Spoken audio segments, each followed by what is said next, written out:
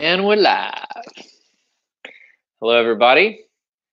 Nobody's watching this currently, but they will in the future. Is my webcam blurry?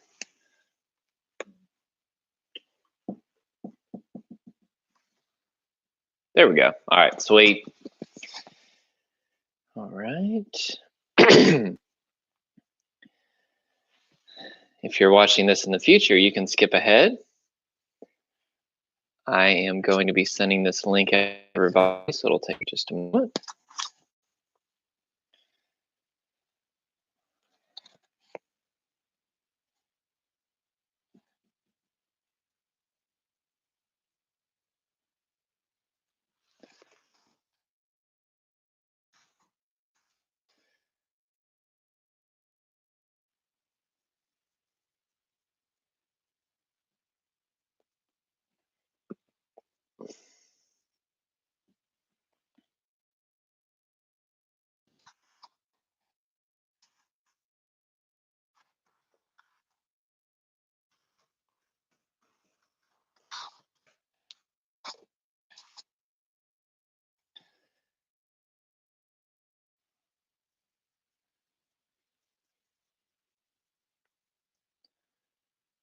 I think we're good.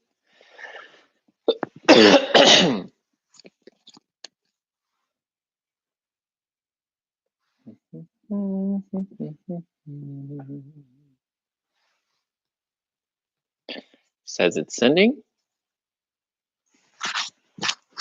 Oh, review and confirm. All right. Schedule.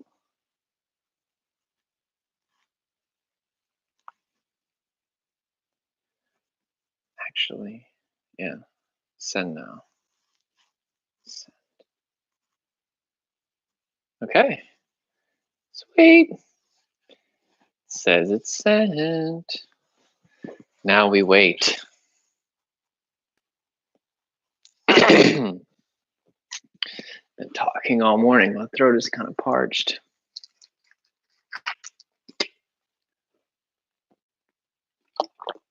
I had a coaching call that went very, very well.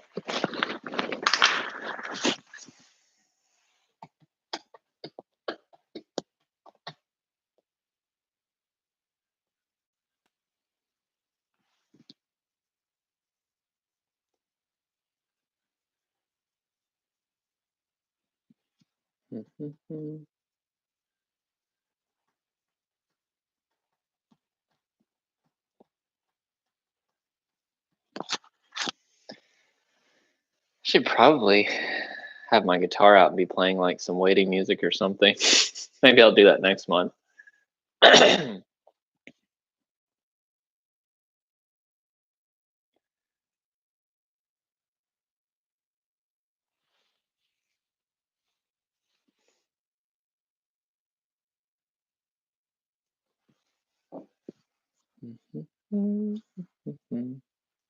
Hello.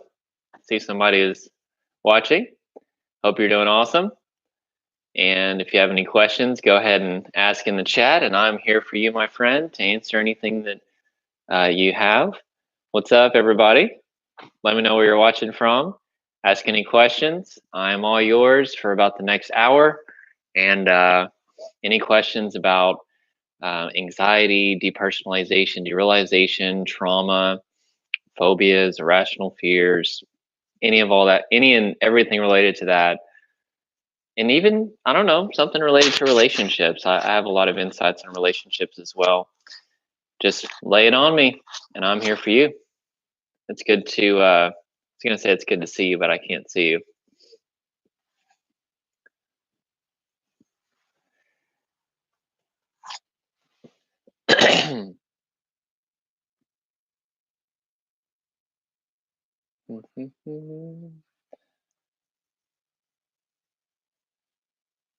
Just be waiting on the questions. Hi, everybody who's watching. Hope you're awesome. Ask any questions. I'm here for you. Or just say hi if you don't have any questions, and just let me know that you're watching. That'd be cool too.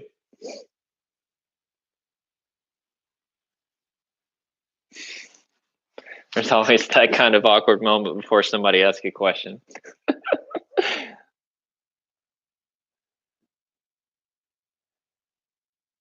So, as you guys are writing your questions, I will tell you that life's been going good for me. Um, things are getting more and more calm. It seems like every week I'm constantly practicing self regulation.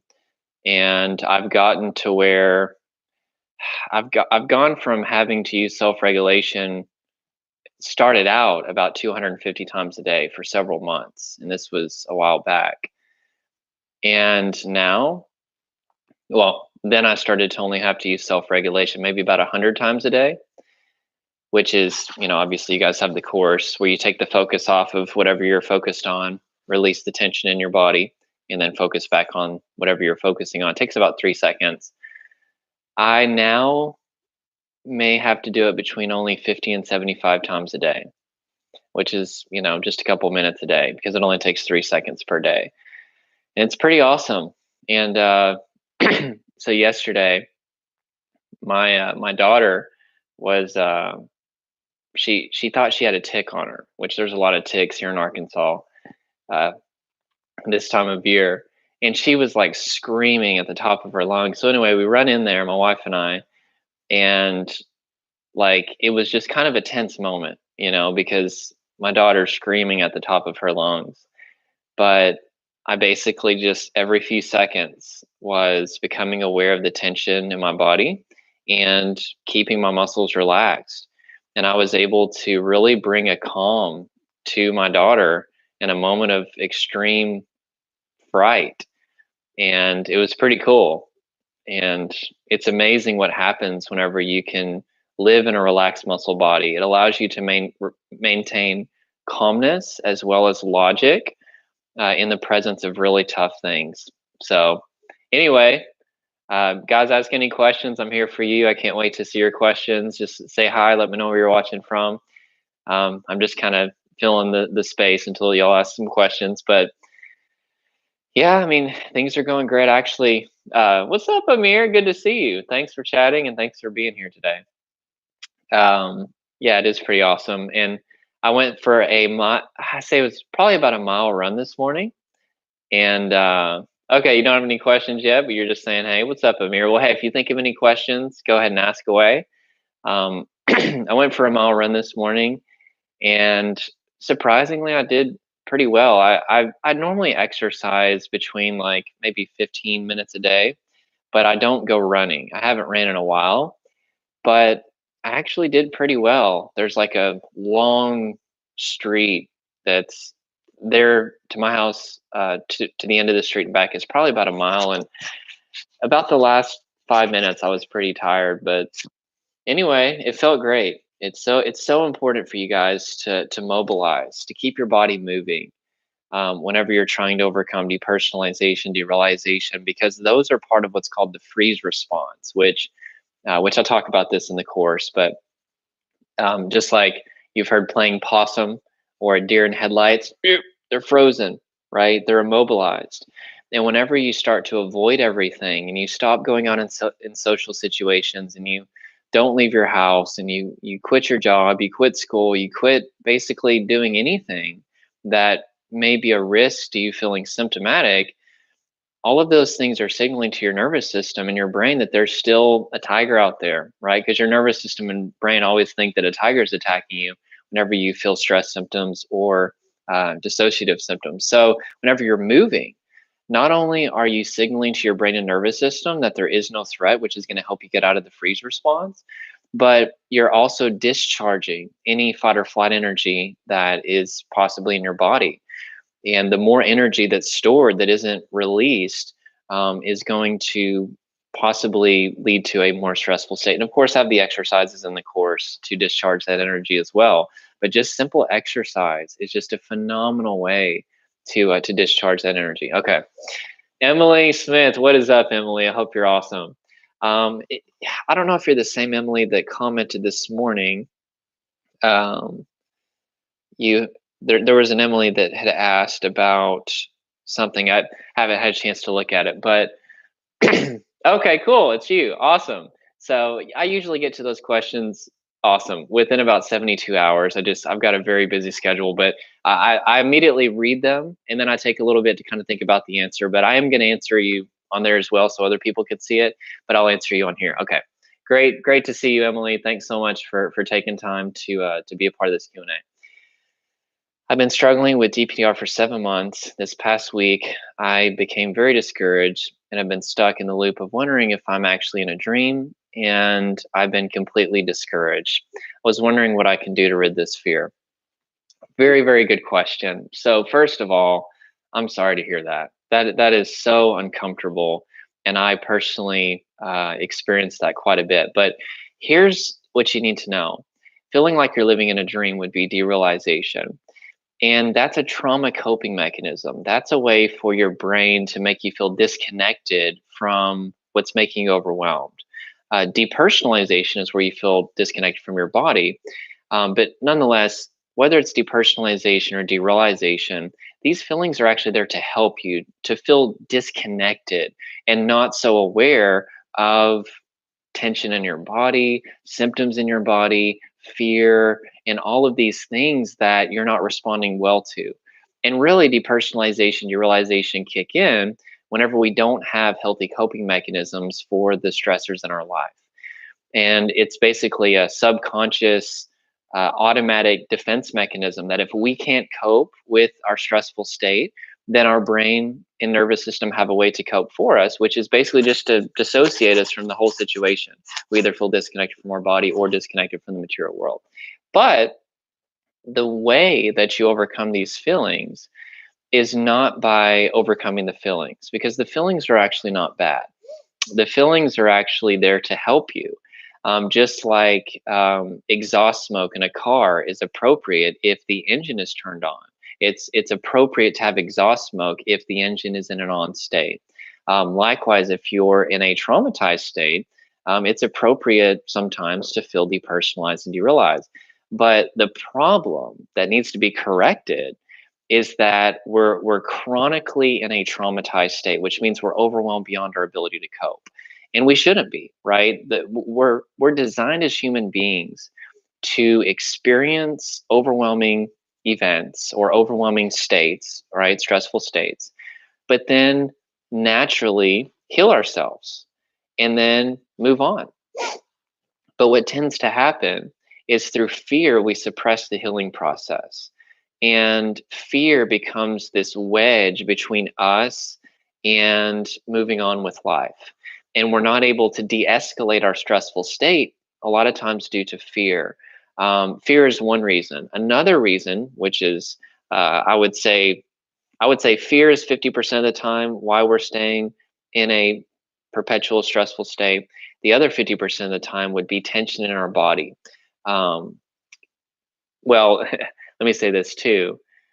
Whenever somebody is dominated by fear, that produces tension in their body as well. But specifically, even if you don't feel afraid all the time, if you have somatic tension, tension in your body, constriction in your body, that's going to be one reason why you're constantly in a stressful state. And that's actually how stress accumulates is somatically. It's in our body and it just builds up, and we have more and more and more tension, and eventually we start to become symptomatic. We experience stress symptoms, and then ultimately, if we hit the overwhelm point, we experience dissociative symptoms. So what I would say for you is two things need to change. Well, a little bit more than two, but the number one thing that needs to change is your understanding, and that's what the course is for. Learning about the nervous system, learning that your symptoms are uncomfortable, but they're not dangerous. Learning that you feel disconnected, like you're living in a dream world. You feel probably other symptoms as well, but as uncomfortable as those symptoms are, once you start to gain an understanding of the nervous system, you start to realize that those aren't the problem. Those are actually the solution to overwhelming stress. Whether we are experiencing stress symptoms or dissociative symptoms, those are the solution to help us whenever our brain and nervous system think that there's some sort of threat present.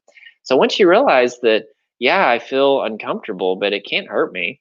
Like, I'm not going to die from this. Like, I'm totally safe right now, even though I feel disconnected. there's a momentum that happens. Now that's not all of recovery, but that's a huge part. So we do that by studying the nervous system, watching the videos in the course about understanding the nervous system, the different states, mild stress, high stress, uh, moderate trauma, and also severe trauma. Understanding how that process happens is just going to be huge. Um, Another way to help you get out of this, let me take a drink, is going to be focusing on what's happening in your body versus what's happening with your symptoms. And by the way, everybody, go ahead and ask questions. While I'm answering her questions, as soon as I'm done with hers, I'm going to go and jump to yours as well. And sorry, my eyes kind of feel like they're kind of dark.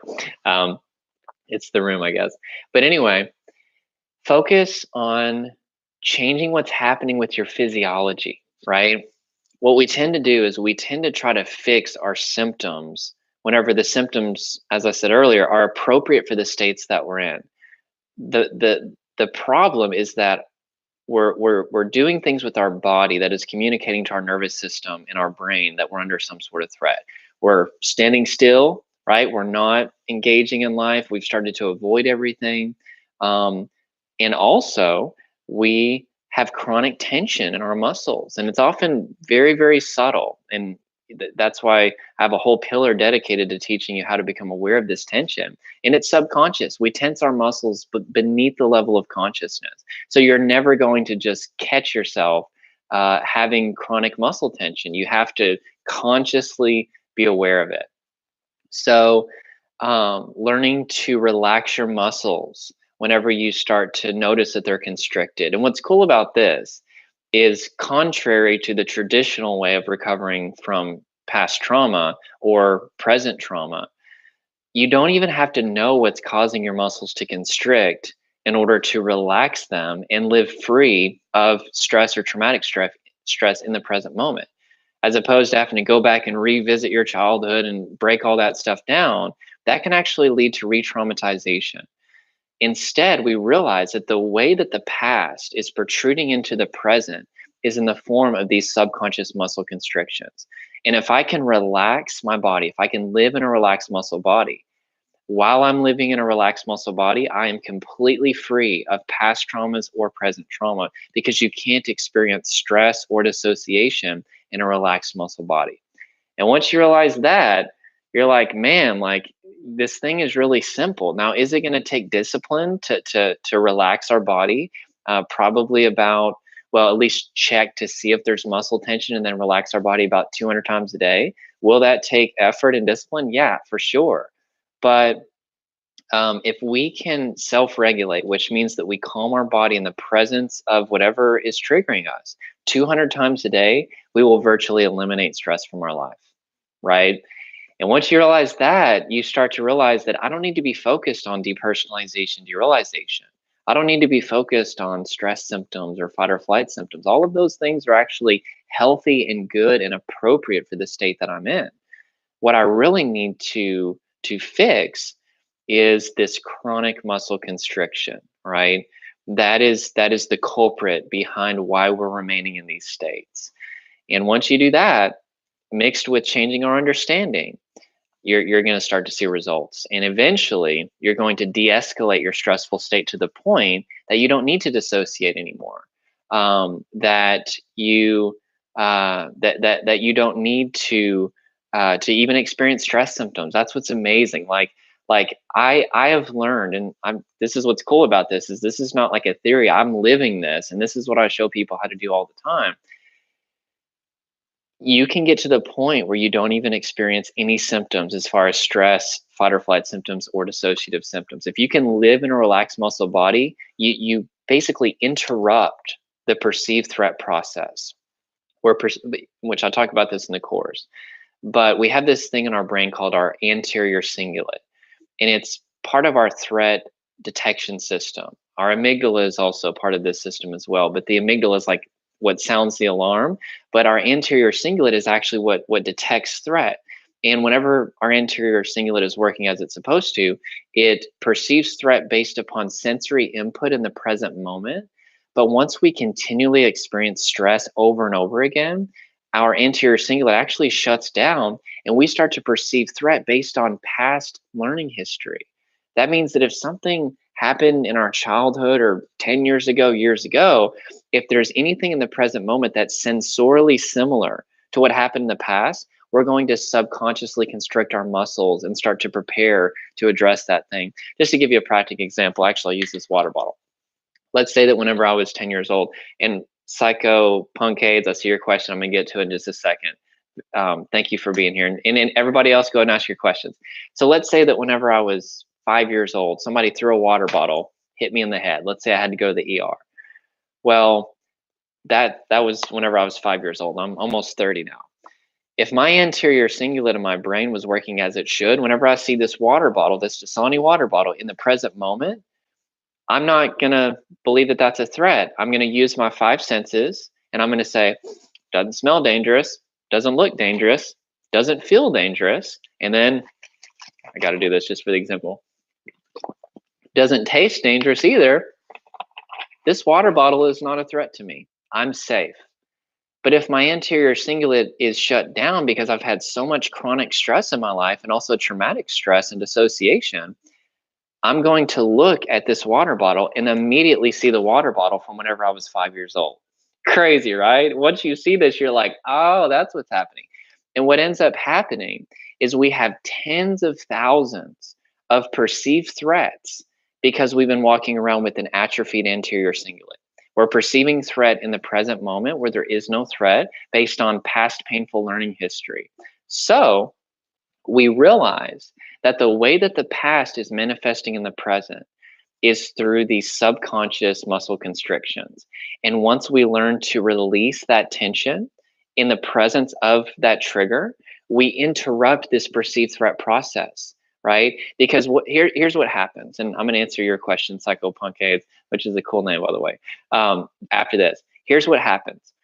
Whenever we don't interrupt this perceived threat process, we end up getting into what's called sympathetic dominance, which means that we're dominated by our sympathetic nervous system, which our sympathetic nervous system is like a gas pedal. That's where you get stress symptoms, fight or flight symptoms, etc. But whenever we self-regulate, whenever we relax our muscles, whenever we notice that we're constricted, that actually activates our parasympathetic nervous system, which is responsible for rest. And it's like a brake pedal. It puts a brake pedal on this gas pedal that wants to be pushed down pedal to the metal all the time. And it just takes 3 seconds, and that's enough to interrupt this perceived threat process. But the last thing that I'll say on this vein of thought is that we have so much painful past learning history that we're going to have to self-regulate for the rest of our life, right? Like I said, there are tens of thousands of perceived threats that we're going to constrict our muscles in the presence of these perceived threats for the rest of our life. Now, can we decrease the level of arousal? I should say the level of constriction in our muscles? Absolutely. In fact, just by self-regulating in the presence of a trigger one time, that trigger will never produce the same level of muscle constriction ever again. But because sometimes we've spent decades building up these perceived threats, there's always going to be some level of constriction for a lot of stressors. Some of them are just going to completely go away to the point where there's such a low level of constriction we won't even notice it whenever we practice self-regulation. But there will be some stressors that there will always be enough tension that we're going to have to continually release that. So the quicker that we accept that we're going to have to self-regulate for the rest of our life, the quicker that we can start to de-escalate our stressful state and get down to the point where we don't experience stress or dissociative symptoms. And it takes discipline, and you have to be fed up. You have to be to that point where you're like, dude, I'm tired of this. And yeah, and it's pretty awesome. So, all right. Yay, lots of questions. John Kilborn, what's up, my man? Good to see you, dude. John's a good buddy of mine. Emily Smith. Okay. Yep. Oh, I answered your question. That was answering your question. Yeah, Emily. So I hope that helped you. So change your understanding. Understand that your symptoms are uncomfortable, but they're not dangerous. And then practice self-regulation. Set a timer on your phone. There's apps you can download. About every 5 minutes, do a quick body scan. And if there is tension, you become like a wet noodle. Or you can relax your pelvic floor muscles, which are basically the muscles that you hold if you need to go, if you're holding your pee. You just relax those muscles. And if you can relax your pelvic floor muscles, which is what I use, it actually produces a whole body relaxation. And then you just go back to whatever you're doing. It takes 3 seconds. That's self regulation. Do that about 200 times a day and watch what happens to your life. This derealization, Emily, that you're experiencing, it will go away. All right, Psychopunkades. That's got to be the coolest username. Okay, I've been using your course and I've had extreme DPDR, but it's a lot better now. Awesome. However, it still lingers ever so slightly. Am I going in the right direction? And do you have any suggestion? Love your vids. Well, thank you so much for saying that.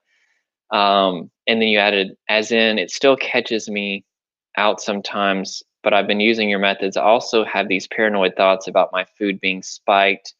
Any relation to DPDR in your opinion? So what I just explained to Emily, whatever your name is, I'll just call you Psychopunkade. What I explained to Emily about self-regulation, that's what you need to do as well. Also changing your understanding, watch the videos in the course in the dismantle section about understanding the nervous system.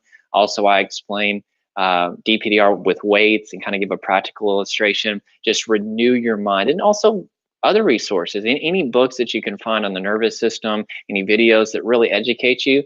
The more that you can get educated, the more that you're going to help decrease your fear response. But as far as what you described with with fearing that your food might be spiked, basically that sounds like a phobia. Um, and the way to overcome phobias is to not avoid them, but rather to relax your body in the presence of the what you're afraid of. So whenever you start to fear that that your food is spiked or whatever, you do a quick body scan. Okay, I'm tensing my body right now, and release that tension, relax your muscles. And what you're going to do is you're going to slowly but surely, it's going to take time, but you're going to slowly decrease the level of arousal in your nervous system until the point where there's no arousal at all.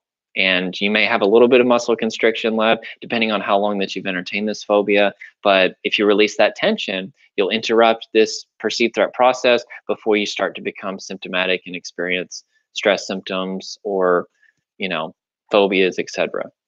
So, yeah.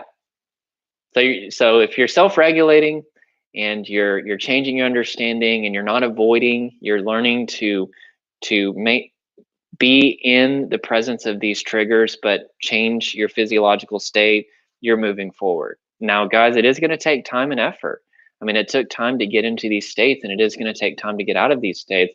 I'm definitely not proposing that it's going to happen instantly or even overnight or no certain time frame, because we're all individuals. But if you're self-regulating, you're changing your understanding, you're living your life, you're not avoiding, you're moving forward, and you will start to see results. So, great question, Psychopunkades. Okay. MYIRUJ, what's up? It's good to see you.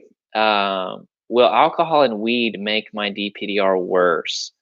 Let me keep reading. Only if I do them like twice a month. Okay, weed and alcohol give me. Real quick, I want to. Psychopunkade says, "Thank you so much, man. It's nice to have some direction. You're awesome, dude." Oh, thank you, bro. You're awesome. Awesome username, awesome dude. It's my absolute honor to help you, man. Thanks for tuning in today, man. It's awesome. Weed and alcohol give me some moments of relief and joy and takes my attention away from DPDR for some time. Okay, got you. Very good question. So I want to separate alcohol from marijuana. And I want to give a quick disclaimer that you want to talk to your doctor. All right, I'm not a mental health professional. I'm not a doctor, so my opinion is just that. It's just an opinion from somebody that's experienced anxiety, DPDR, all this stuff. So little disclaimer there. Secondly, when it comes to alcohol, if you as an individual can drink alcohol in moderation, and I in my opinion, that includes not getting drunk, maybe just buzzed, and it gives you some relief, and it's not It's not a main coping mechanism, right? It's not a replacement for self-regulation and changing your understanding, the different things that I teach in the course, and it makes you calmer. Go for it. Have a beer or two. I mean, I drink every now and then, and I don't do it as any sort of coping mechanism. I just do it like my wife and I are out at a restaurant or something. But it's one of those things. It's all based on the individual. Now, as far as marijuana goes,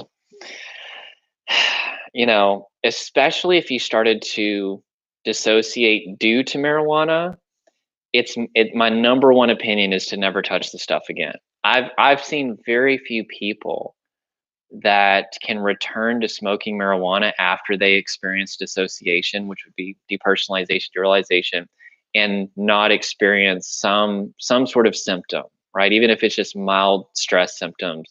But a lot of people experience dissociative symptoms once they start to smoke marijuana because of the psychoactive ingredient THC. It has different effects on different people. For me, whenever I started to smoke marijuana, a lot of you guys know my story. Dude, I flipped out. Like, I did not respond well to that. Now, let me add this, like, today, if I would have experienced a racing heart, if I would have experienced deja vu like I did, and had the coping mechanisms that I have now, I never would have. I never would have dissociated. I never would have experienced a panic attack. I never would have experienced any of those symptoms because I know how to keep myself in a calm state now. With that being said, if you're somebody that is currently struggling with dissociation or panic or stress symptoms, whether that was caused by marijuana or not, I don't think it's a good idea because even if your symptoms weren't caused by your response to marijuana, it could cause you to have a negative response since you're in a stressful state or a dissociated state right now. So, at minimum, take a long break, but I would suggest permanently disconnecting from marijuana if that was what brought on your DPDR. At least take a break until you've spent probably a couple years walking around in a calm state, right?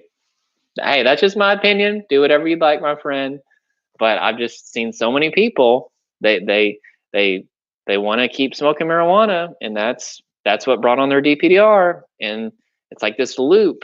And I suggest a long break or a permanent break. Yeah. So I hope that answered your question. Very, very good question.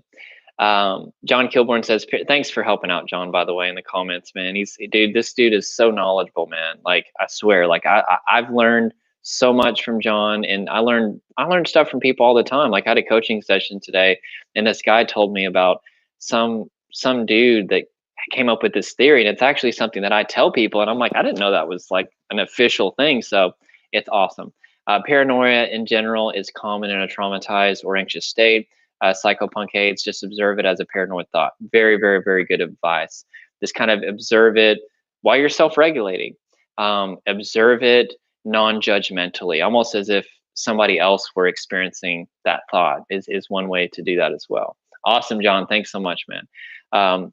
Erica S. What's up, Erica? Good to see you. Well, I can't see you, but you know what I mean. Hi, I'm starting a full-time job on Monday and my anxiety DPDR has been very bad lately. I'm terrified of having an episode slash panicking at this job. Any tips or advice? Thanks.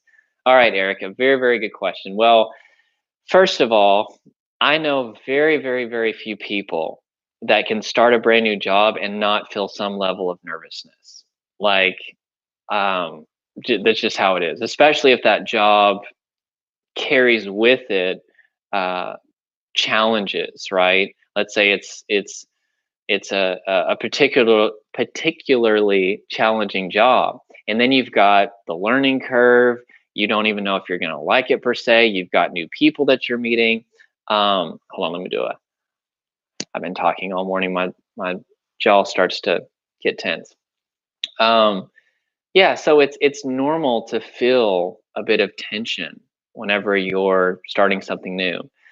Um, yeah, I'm trying to think. Obviously, self-regulation, right?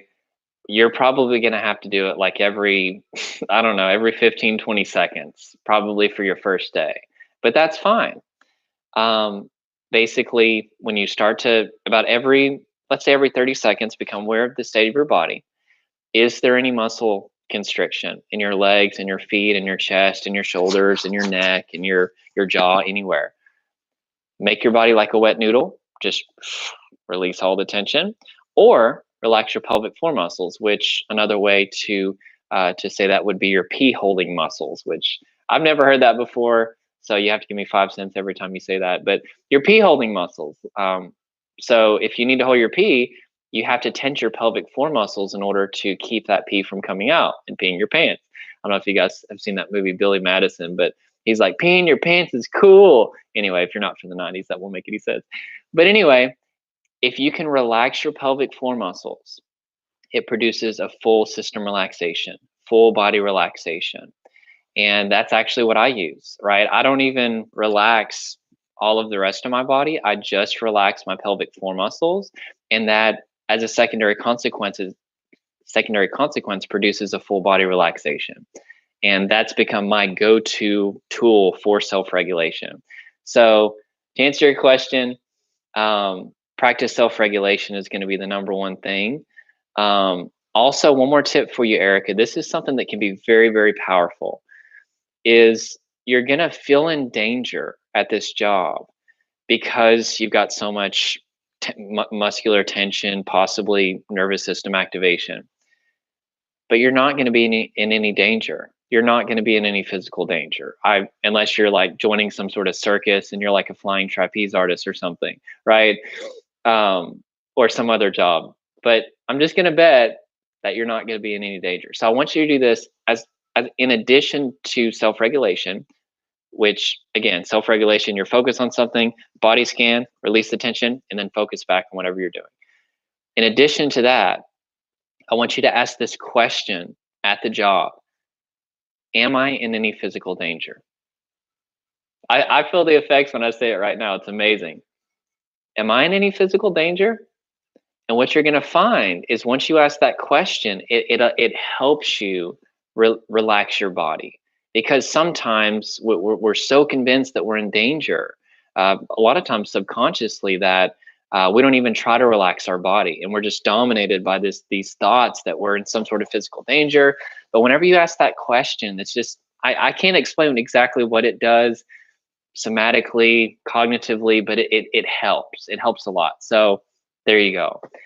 And a third piece of advice for you, Erica, or anybody else who's starting a new job, starting school, starting anything new, don't take yourself so seriously. That's a big one. That was a huge one for me because I'm a perfectionist. You're going to make mistakes. Okay. It's going to happen. It's a new job. Anytime that you start something new, you're going to make mistakes, and expect yourself to make mistakes. And whenever they do happen, just laugh at it and be like, I'm human. Like, I I expect myself to make mistakes. That's part of being human. And once you expect yourself to make mistakes and you know how to forgive yourself and let yourself off the hook, there's not so much pressure. Like, for example, in this monthly call, first few times that I did this, I felt so much pressure, right? Because I'm like, man, people paid for this course. Like, the quality of their lives is like at stake, and I got to be on my A game. But then I started to realize, you know what? I'm human, and I can only offer my best advice what's working for me based on my current knowledge, and it's going to help people, right? But I don't need to stress and beat myself up, and expect perfection, because you guys don't expect perfection from me, right? And that's one thing that you need to remember at this new job. People don't expect you to be perfect, and it takes a while to get competent in a new job skill.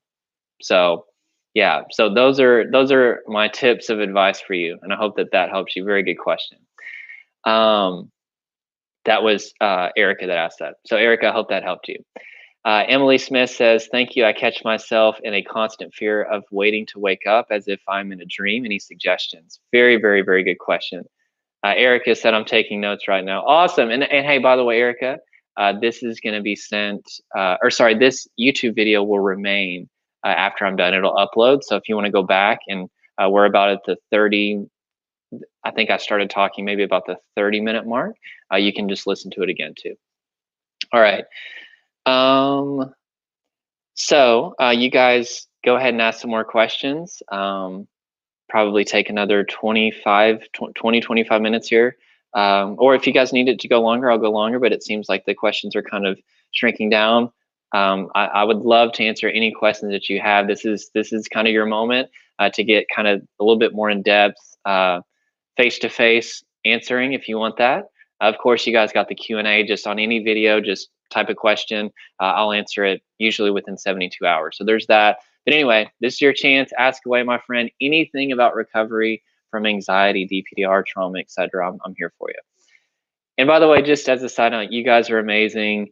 You're survivors. You've survived everything that you've ever encountered, and you're going to survive this as well, whatever you're going through. You're a warrior, you're a gladiator, and don't forget that. You survived. You're still here. And you know, as tough as it is, you're still alive, you're still moving on with life. And that is that's huge. Trauma people with the history of trauma are some of the most resilient people on planet Earth. And I know that having experienced a lot of trauma in my life, a lot of symptoms, DPDR, stress, it's made me into a pretty resilient person. And you guys are the same way. So you're going to overcome what you're going through. Don't give up. Keep pressing on. I know it's probably tough right now for some of you, but that's part of it. But yeah. Okay. Going back. Where's the question? Okay, Emily Smith, thank you. I catch myself in a constant state of fear of waiting to wake up as if I'm in a dream. That's a good question, Emily. So I would put this in the category of existential fears. And I have to tell you something. I don't know of anything that will make you more overwhelmed than dwelling on existential fears. So when we catch ourselves doing that, we have to have a strategy. We have to be intentional about how we respond to these fears. Because if we respond, or rather if we react to these fears, we're going to internalize them. We're going to dwell in our minds on them. And you guys know what happens. It's just like this big ball of fear that happens. And that's not what we want to do. So instead, we need to self-regulate, relax our body, and then do something else. But because we've changed our physiological state, which is the source of our stress or dissociative symptoms, when we go back to doing something else, it's not this distraction of a war against our physiology. So that's why I don't like distraction techniques, generally speaking, because they don't address people's physiology before they tell them to distract. They just say distract your mind all the time, and you're going to not feel your symptoms, whether it be stress symptoms or DPDR. Distract, distract, distract. But if you don't change your physiological state, if you don't get into a relaxed muscle body prior to distracting your mind, it's going to be super hard to distract, number one. And number two, you're really not even getting to the root of the problem, which is that you're in a tense muscle body. So when it comes to existential fears, if you will get into a relaxed muscle body, right? Become like a wet noodle or relax your pelvic floor muscles are the quickest ways that I've found. And then focus back on something else. You're going to find that you're not as sucked into these existential thoughts where you get into these fear loops and it's just over and over and over again. And that's it. And one thing that you might say is life is beautiful. Yeah, like in addition to self-regulation, you might relax your body and then say life is beautiful just as it is. And that's it. And that's enough to interrupt the process, because what's happening is whenever you think about existential thoughts, you tense your muscles, right? You constrict them. It's usually pretty subtle. Then your sympathetic nervous system is like a gas pedal. it's going to keep going until it hits the floor unless you put on the brake pedal, which is activating your parasympathetic nervous system, which is done through calming your nervous system, which is done through calming your body, right? There you go. Yep. Hope that helped. Very good question. Let's see here. All right. John Kilborn said, "Hey," I already said, "What's up, John?" Dude, that dude's so well dressed, man. Look at his profile picture wearing a suit, making me look bad. Psycho Punkade said, "Thank you so much." Okay, I read that one. No problem, man. Mike Chamberlain, what's up, Mike? He said, "Keep up the good work." Um, Mike Chamberlain says, "Any chance you can comment on something for me? DPDR worse when sick / ill with the flu?"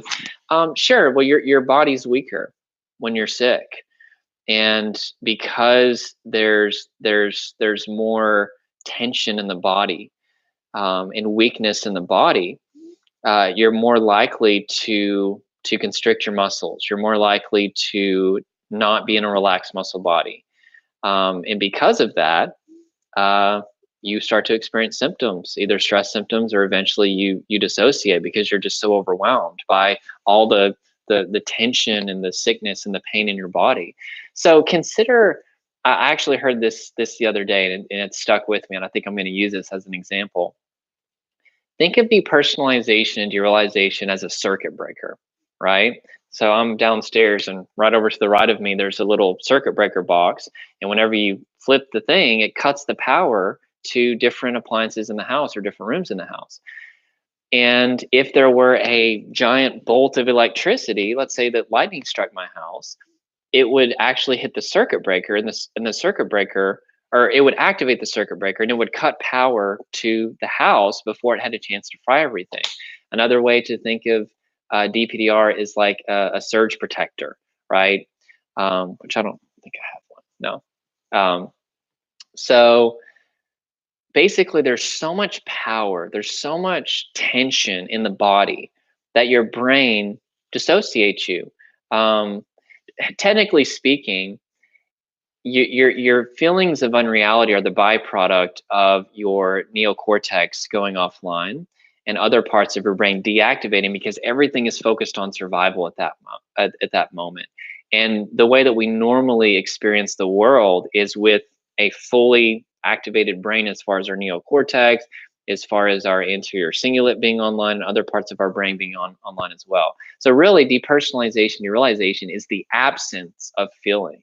It's the absence of connection, because we're in a survival state.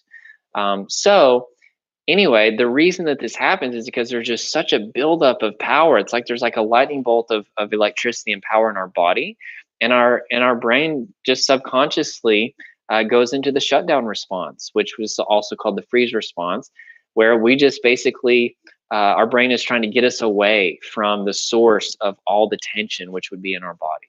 So yeah, so with that being said, whenever you get sick, you have a weaker body, you're more likely to not be able to be in a relaxed muscle body, so thus you could dissociate because there's so much tension, there's so much, you feel achy, right? Your muscles are constricted.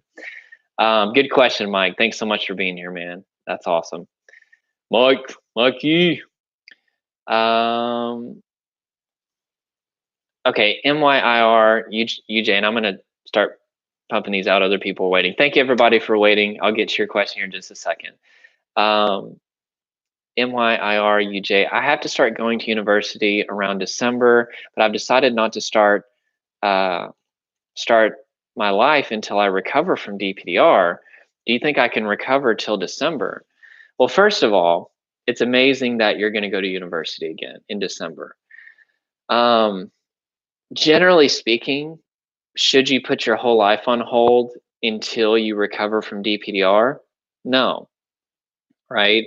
Self-regulation allows you to actually continue living life. And yes, we can slowly approach it. I'm not saying that we jump right back into how everything was. We can take baby steps. But nonetheless, our goal needs to be living life as normal. So the question that maybe could be asked here is, can you learn how to self-regulate before December? Yeah, you can learn how to self-regulate in 5 seconds. You take the focus off of whatever's happening at school or wherever you're at, you release the tension in your body, and then you focus back on whatever you're doing. And if you can do that as you're going to university, as stressful as tests are, as stressful as everything is, you can live in a relaxed muscle body and you can live free of stress or dissociative symptoms. So I would say the key to prepare you for school is to learn how to live in a relaxed muscle body, because that's gonna be what's gonna serve you the most whenever you're going to university. And I'm proud of you and excited that you're actually going to do that. That's awesome. Because I know it's not easy with what you've been experiencing, but the fact that you're willing to still go to university, at least sign up for it, and say, you know what, I'm going to keep living my life. That is just so crucial for recovery. That's what I would call mobilization. Instead of being in this immobilized freeze response where you're avoiding everything and you're not engaging in social situations, you're not engaging in hobbies, you're not leaving your house, you're becoming mobile. You're getting out there, at least you're planning to get out there and do things. Another thing would be get out of the house as much as you can and start to practice self-regulation in the presence of triggers, right? Whether it be while driving or at the grocery store, just wherever you typically experience triggers, start preparing now, right? Because at university, you're going to have the social pressures, you're going to have peer pressure, whatever you want to call it. You're going to have tests, you're going to have a lot of new information. So if you've already been practicing calming yourself in the presence of these triggers beforehand, you're going to knock this out of the park. So you got this. I'm proud of you. I'm excited for you. And yeah, that's what I would suggest. And well, one last thing. You also could use visualization, which self-regulation is much more powerful than visualization. But whenever you visualize a positive outcome, you going to university, excelling, having a high grade point average, really engaging with people there, not being in a stressful state or a traumatized state or dissociated state. When you take time, you close your eyes, you visualize yourself smiling and having confident body posture, going about school and being successful, you can actually start to train your brain and nervous system to not be so tense once you actually get there. But again, visualization is powerful, and that's what I used to use a lot. But once I discovered self regulation, that just a relaxed muscle body is going to be the very quickest way to calm yourself and to not experience stress or dissociative symptoms. So, all right, cool. Good question. Good. Um, Psycho Punkade. Psycho Punkade. That's such a cool name. Jordan, I don't want to ask too much, but I'm just curious, what was it like when you finally felt reconnected with the things around you? Was there ever that slightest presence of dissociation after? Recovery was gradual, very, very gradual, and also kind of inconsistent, right? That's what makes it so confusing. And I listen, whenever I recovered from this, I didn't understand. Um, I didn't understand that there were threats in the present that were manifesting due to painful past learning history. I didn't even know that. Like all the stuff that I'm teaching, you got not all the stuff, but I knew how to self-regulate using what I called the BALD method, but it would be more on the side of relaxation, and it got me out of it. But basically, I didn't understand that there were subconscious perceived threats. So I would basically be feeling dissociated, and I would be like, "What the heck is happening? Like, why am I feeling this?" Like I didn't consciously have anything to associate why I was feeling dissociated, and that's why it made it super confusing. So if I would have had the tools that I have now and the understanding that I have now, my recovery time would have probably like been half. So yeah. Um, but basically, let me look at your question again. Um, what did it feel like? So I'll never forget. I had been really practicing what I called the BALD method, which I created this just to help me, which self-regulation is what you want to do.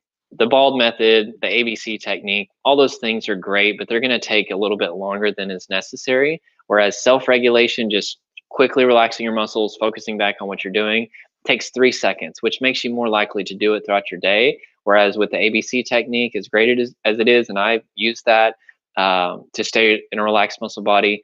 But I use the bald method whenever I was feeling DPDR. Even it's breathe, accept, laugh, distract, and that was enough to interrupt these perceived threat responses that I didn't even know were there. But basically, I was using the bald method, and I never forget one night I was on sitting out on my porch, and I looked at the trees, and it was like for the first time I was experiencing relief. I was experiencing the world as if I was like a kid again. I'll never forget it. It's just so vivid. And I felt like I was restarting in life. That's the best way that I could put it. I felt like I had a fresh start at life. And and I did end up feeling depersonalized, derealized after that. And it was kind of like a roller coaster. But just having that moment of relief, having that moment where I just experienced the world with dopamine and serotonin flowing through my brain, my gosh, it gave me such a momentum. And that's really what I encourage you guys to do is self-regulate to the point that you see at least some results, even if it's just 10 minutes where you feel connected to your body, where you feel connected to the material world.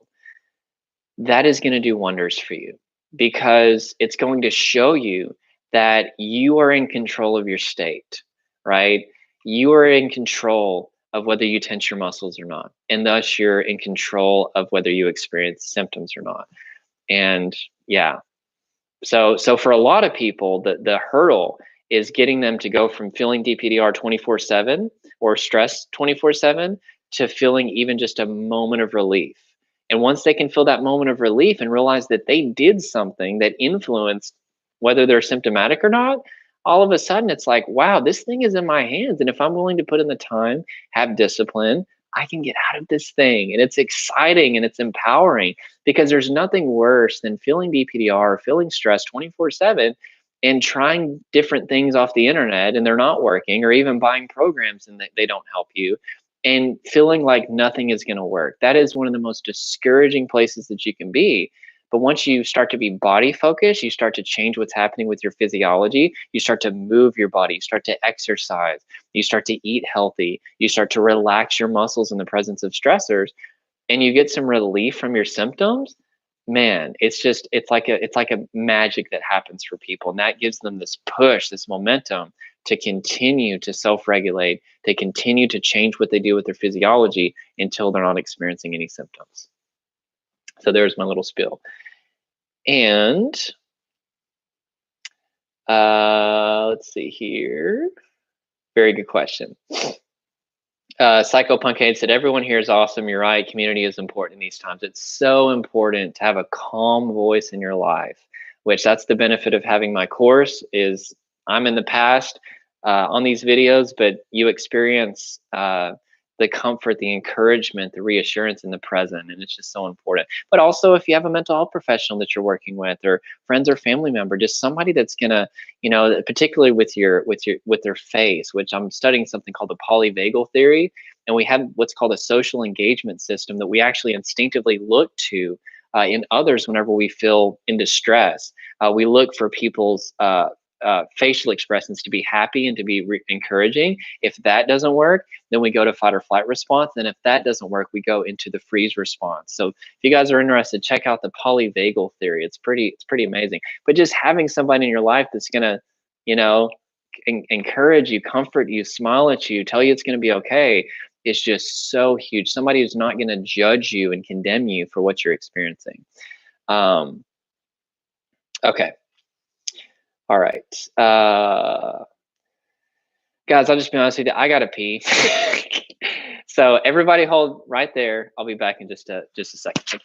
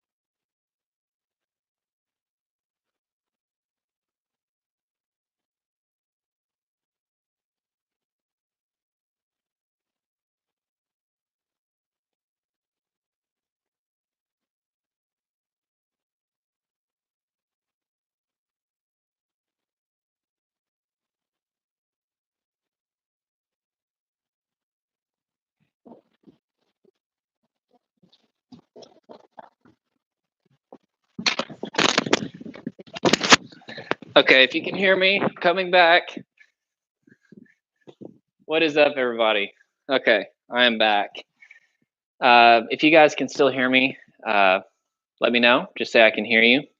I assume somebody posted a little water emoji. Yes, I feel better now. I've been drinking water. I had a coaching this morning and I've been hydrating. Okay. All right. I just thought it'd be funny if somebody just logged on to the video and they just see like an empty chair there. That would be funny. Oh gosh, what happened to Jordan? Okay. Mayer UJ. I know you said not to set any time frame and you told us to be patient, but it's almost impossible to be patient while in this situation. Everybody wants to get out of this as soon as they can. Ah, I know that's right. Okay, you can hear me. Thank you for telling me that. So I think the best thing that I could tell you is that if you can be patient enough in the short term to see relief from your symptoms, that's going to allow you to be patient in the long term, which is where you're working towards getting to the finish line where you're in a relaxed muscle body all the time. Like I think, yeah, I just said this a little bit earlier, but if you can just press in enough to get some relief, right? Practice self-regulation, practice living in a relaxed muscle body, continue changing your understanding, continue to mobilize, continue to get out and live life. Write a vision for your life is a very huge part of that. And then build a daily routine around that vision is so important. That was a game changer for me. Instead of just sitting around and thinking about how we feel, which I was like the worst person to do that, we actually are mobilizing. We're moving. We've said, you know what? I've got this reason to wake up in the morning. I've got to do this. For me, I wanted to write a book, which I did. I wanted to start a YouTube channel, which I did. I wanted to start my own business, which I did.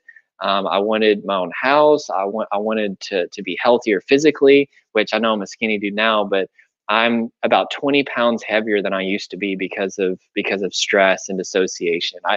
Like for me, whenever I stress, I lose weight. So I've still got a bunch of other goals. I want to do a TED Talks. I want to write more books. I want to make more e-courses. I've got so many goals that keep me busy, right? Not so busy that I'm stressed out, but busy enough to where I'm not just sitting around thinking about how I feel all day. And what's important for you to know is self-regulation, calming yourself in the presence of your triggers.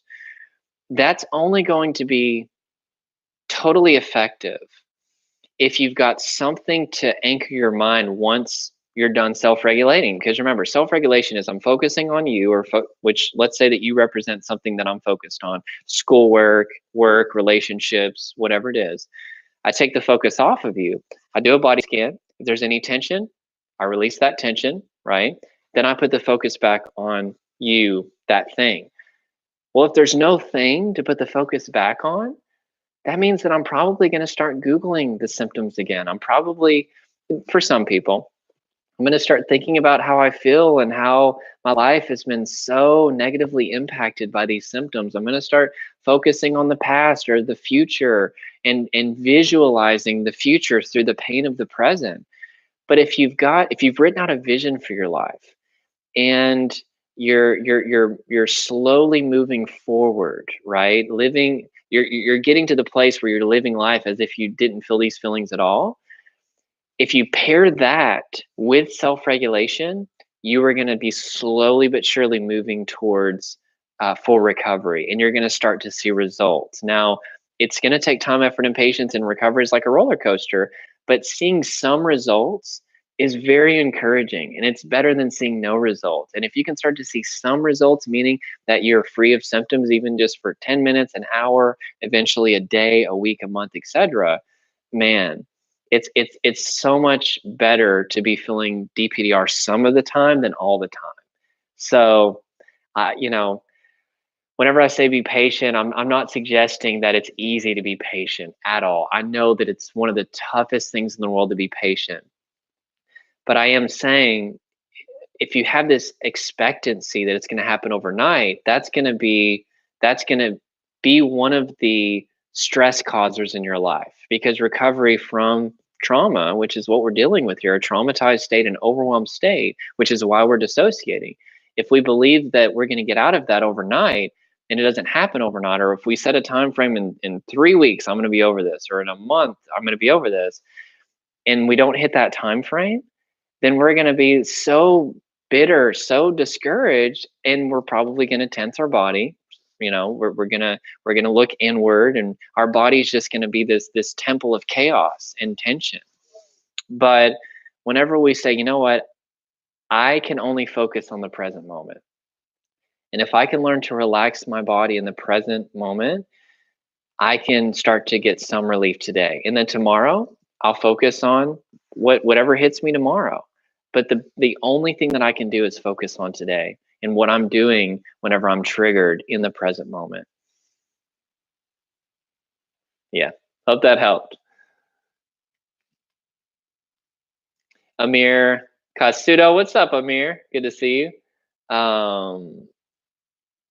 I wouldn't put it, and thank you guys for asking questions. I'm going to get to them here in just a second. Thank you for holding on. I wouldn't put a timestamp on anything. Know that you can go to regardless will advance your life and your recovery. Okay, awesome encouragement. Thank you so much, Amir. That's amazing. We all need to encourage each other to get through this.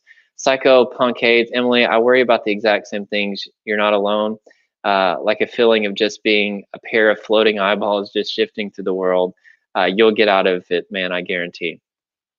Very awesome advice. See, you guys are encouraging each other. That's amazing. See, this is part of the power of this monthly call, is you get to realize that you're not alone. Like, there's other people that are experiencing this as well. Jared Fawcett said, "Hey, Jordan." What's up, Jared? Erica, Psycho Punkades. I used to struggle with that same paranoia. If it's really bad, okay, let me scroll down. It gets better, and before you know it, you won't even be faced by things that are causing you to panic. Awesome encouragement, Erica. Thank you so much. Okay, Jared Fawcett. One of my worries, and it's tough, is that I have a tough time exercising because I worry about my heart rate. Any tips to overcome this? Sure. Get your parasympathetic nervous system to activate by being in a relaxed muscle body. Right? If you don't squeeze your muscles, you won't experience a pounding heart. Whenever you relax your muscles, it triggers parasympathetic nervous system activation, which is like a brake pedal, and that immediately causes your heart rate to slow down. So now here's the thing. You mentioned when you're exercising. Now, if that's weight training, obviously talk to your doctor about this, but I don't suggest intense weight training while you're trying to overcome depersonalization, derealization. Because remember, the problem, well, we need to change our understanding. We need to mobilize. We need to, do other things as well. But the primary, the primary problem is muscle tension. What's going to happen whenever you're tearing your muscles?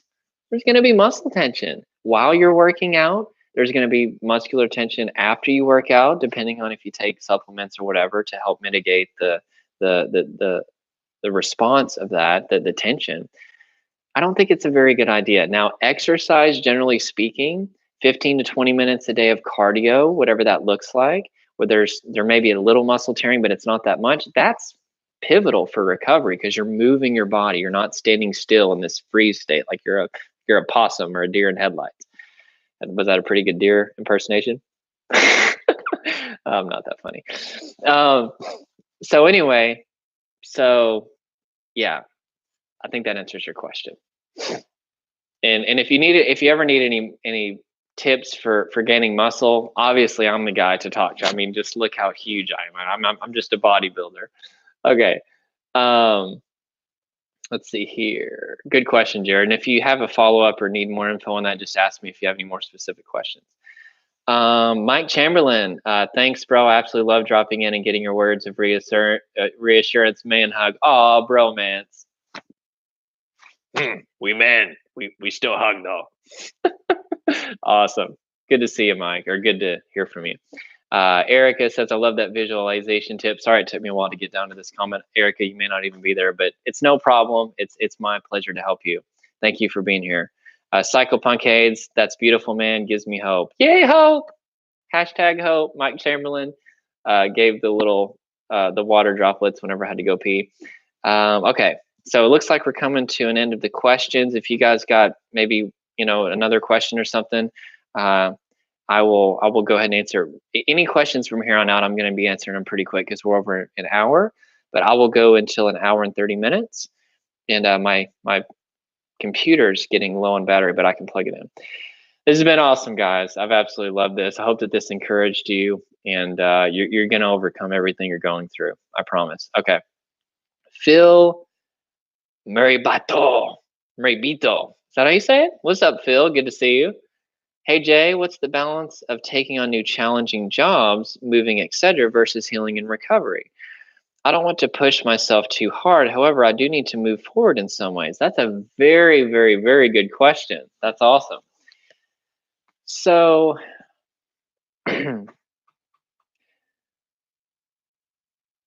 what I suggest is, I'm trying to, it's, give me a second here. You want to get good at self-regulation as quickly as possible, all right? Which is relaxing your muscles in the presence of triggers, which is anything that's causing you to constrict your body. You want to make that your primary focus, all right? Self-regulation. And in the course, I teach about 3 different ways that you can do that. You can do the wet noodle, you can do the wet noodle and the diaphragmatic breath, or you can relax your pelvic floor muscles. And do this about 200 times a day, about every 5 minutes. Make that your main focus for right now. Because if you can learn to live in a relaxed muscle body, even if there's something that's typically very tense, like moving or getting a new challenging job, you're going to be able to do it. All right. It takes discipline. It takes time. It's taken me a very long time to get to the point where I'm at, where I can release muscle tension and live in a relaxed muscle body 90% of the time. But within literally a few days of self-regulating 250 times a day, I started to see relief. And it's just got better and better and easier to self-regulate ever since then. It still takes effort and discipline.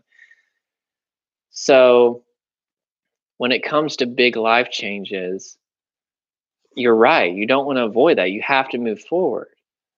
But you have to understand something. And this is huge what I'm about to say. And I'm glad that you guys are hanging on till the end, because I saved the best for last. It's like a fireworks show. It's about to get crazy. So nothing is inherently stressful or traumatic. And I know that that's a broad statement, and there probably are some exceptions, like if you're being eaten by a tiger. But for the most part, nothing is inherently stressful or traumatic. In other words, you don't have a stressful job. Moving is not stressful. Our kids are not stressful if you have kids. Our marriage is not stressful. We don't have stressful people in our life. And the fact that we think that those things are stressful is why we're experiencing stress. Stress is, whether it's stress or traumatic stress, it's an individual response to perceived threat. And we have the ability to consciously interrupt this perceived threat response by relaxing the muscles in our body. And because of that, we understand that stress is coming from the individual. Who's squeezing their muscles? We are squeezing our muscles. And because we're tensing our muscles in the presence of these challenges, which are, of course, challenging, that's what's responsible for our symptoms. Like, I'm going to give you an example. And I said this at the very beginning, but I don't think that a lot of you were on here. And anybody who watches this in the future, if you missed the beginning,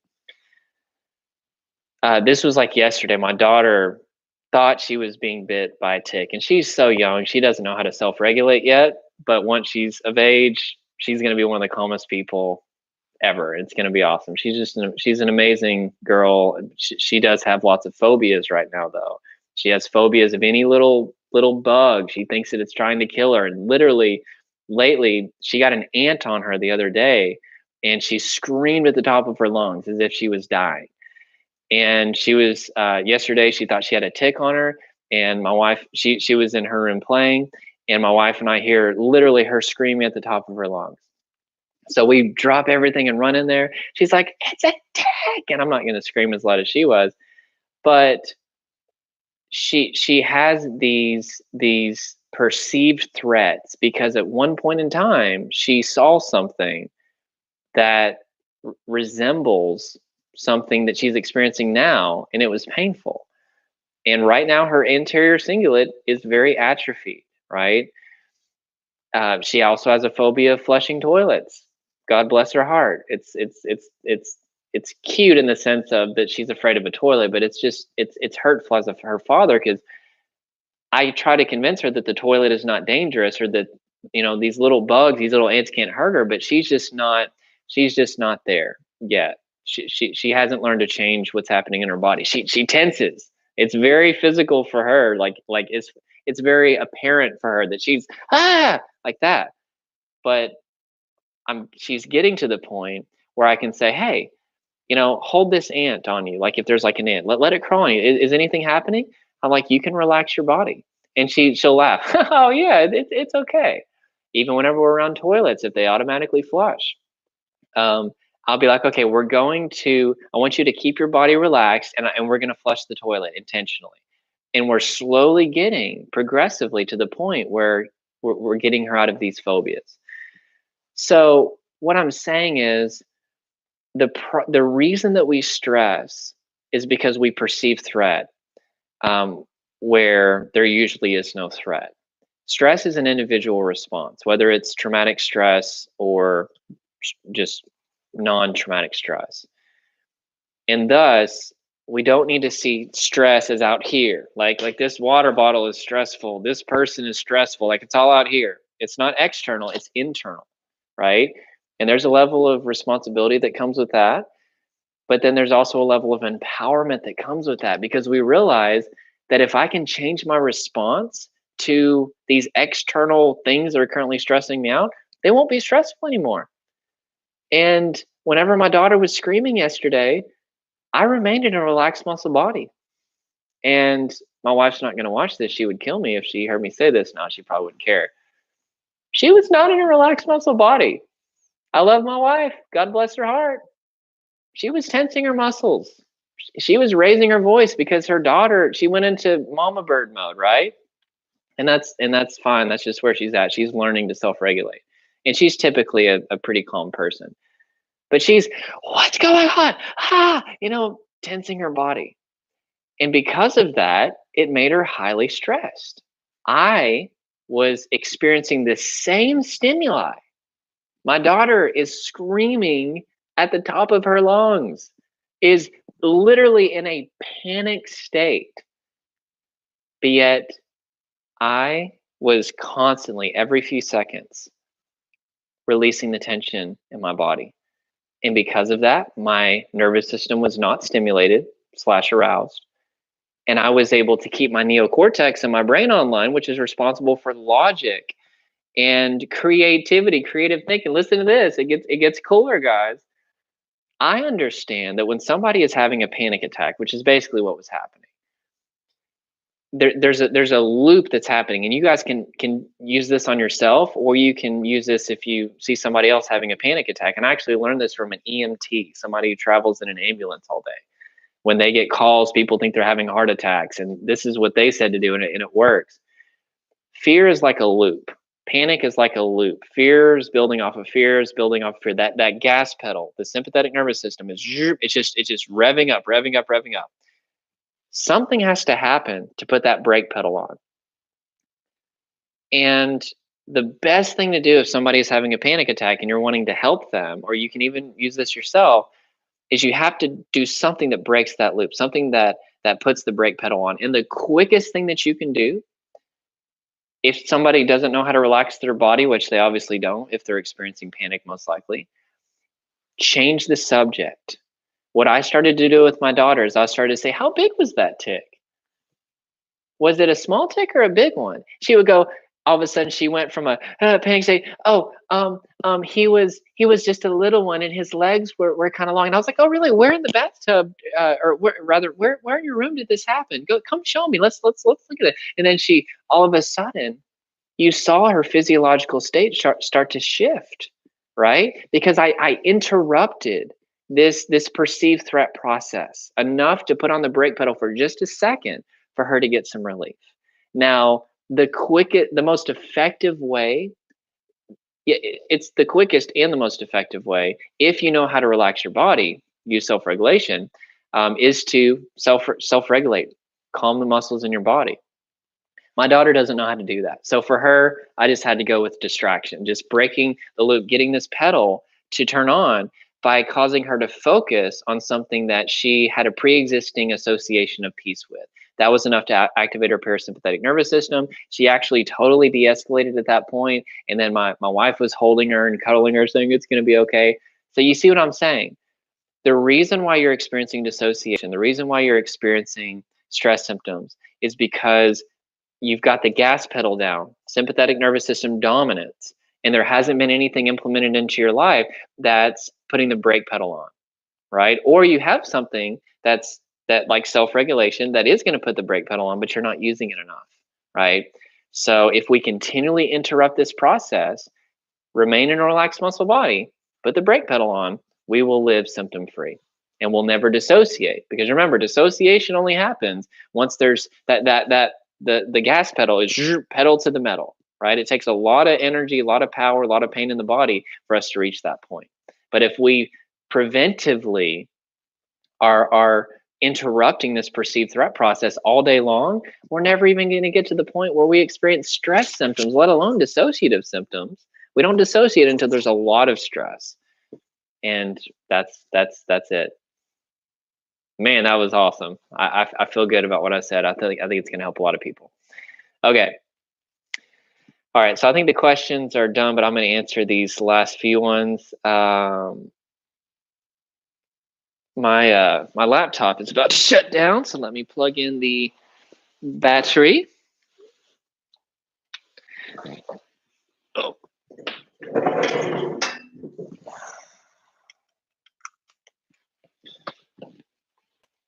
Ba-ba-bum, ba-ba-bum-bum.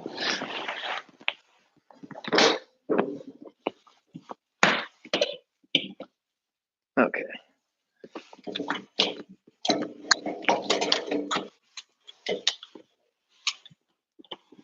Okay.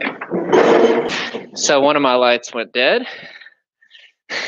Got a tail light out. Don't pull me over. Okay. Last few questions here. Psycho Punk Haze, what's up, my brother? Or girl. I don't know if you're a boy or girl. One more question. Is it possible to become traumatized even if you didn't experience anything overly scary? My DPDR came after taking MDMA, stupidly, is what you said. And I was fine on the night, but had that feeling of falling off the bed constantly every few seconds when I tried to sleep that night. Needless to say, it scared me purely from the shock of the feeling. Is that something linkable to DPDR? Absolutely. Yeah, I can't tell you how many people that what triggered their DPDR was they were trying to sleep after some sort of tense event where they entered even if it was just a mildly stressful state, but that night when they tried to sleep, that's whenever it really hit them. Because at night, your mind is trying to shut off. You're more susceptible to entertaining fearful thoughts or whatever, and you're more susceptible to body tension as well. But yeah, so what could have happened, there's a lot of different things that could have happened. What could have happened is there could have been tension in your body that had been building up for a while, and what happened with the MDMA was basically what pushed you to the point where you became symptomatic. In fact, that's what happens with most people in my experience. It seems like it's out of nowhere, but we've been subconsciously constricting our muscles for sometimes years. It just wasn't enough tension in our body to the point where our brain and nervous system said, okay, this is so much tension in their body, constriction, there must be a tiger present. Let's go ahead and activate stress symptoms, fight or flight symptoms, or in the event we reach that overwhelm point, dissociative symptoms. So it could have been that, which would be called repeated low-level trauma, which means that you're coping with it for sometimes years, but there's still this escalating tension in your body, and eventually it just takes either a major stressor that comes in or even a minor stressor to cause us to hit that overwhelm point, or to cause us to really stress out. So that could have been what happened, but nonetheless, everybody's individual, and what's overwhelming for one person uh, may not be overwhelming for the next person. And our brain and nervous system have there is a reason that we dissociate or that we feel stress or fight or flight symptoms. Our brain and our nervous system have determined, for whatever reason, that this is a threat, and we can we can experience dissociation due to things that we don't typically associate with, like a major trauma, right? Like a loss of a loved one, natural disaster, going to war, stuff like that. um, it could be repeated low level trauma, or it could just be that for whatever reason, at that moment in time, your brain and nervous system said, you know what, this is too much. Let's circuit breaker. Let's dissociate this person. Um, so there's a lot of different reasons. Let's see here. Eric S. Yoga could be a great option for you. It's awesome for keeping your body moving and building strength safely, and it's incredible for becoming more proud of your own body. Yes, yoga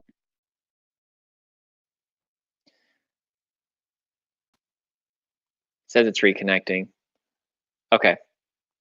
If you guys can still see me, let me know. Um, it says it froze, but I think we're good now. Somebody let me know, just say it's working. That'd be awesome. I'm going to assume it is, though. So before you practice yoga or any sort of, it seems good. All right. Thanks, Amir. Thank you, Mike.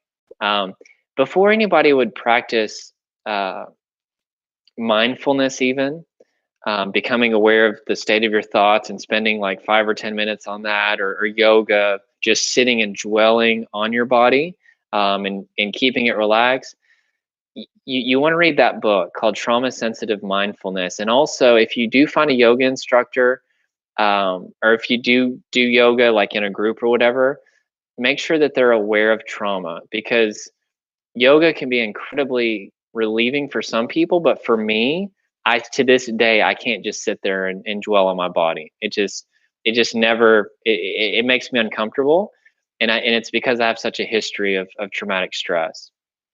Um, so it all depends on the person, but I think, like, in the guy who wrote the book Trauma Sensitive Mindfulness, he talks about this, and I think it's a psychiatrist who wrote it. But because mindfulness is becoming mainstream now and yoga is so mainstream, it's kind of just assumed that it's going to be helpful for everybody. But just sitting there and dwelling with on your body or even on your mind is an opportunity for these flashbacks to come in, or these intrusive thoughts based on past painful learning, past trauma. And because of that, there are certain boundaries that have to happen, that we have to be aware of when we're practicing yoga. And I'll say this too: self-regulation is relaxation, but not all relaxation is self-regulation. And that sounds contradictory, but let me explain. Relaxation, generally speaking, is where we have to get away from any triggers, pretty much, and we get alone, and it's quiet, and we have relaxing music on, and then we relax our body, like, for example, yoga or mindfulness. But self-regulation, it is relaxation in the sense of we're calming our body, but we're doing it in the presence of triggers. We're doing it while we're at school, we're doing it while we're at work, right? We don't have to get away from the stressor or the trigger in order to relax our body. Now, depending on the person, which I'm glad you mentioned yoga, because for some people that's going to help a lot, self-regulation and having once a day where you spend 10-15 minutes relaxation, doing yoga, something like that. If that helps you, do it.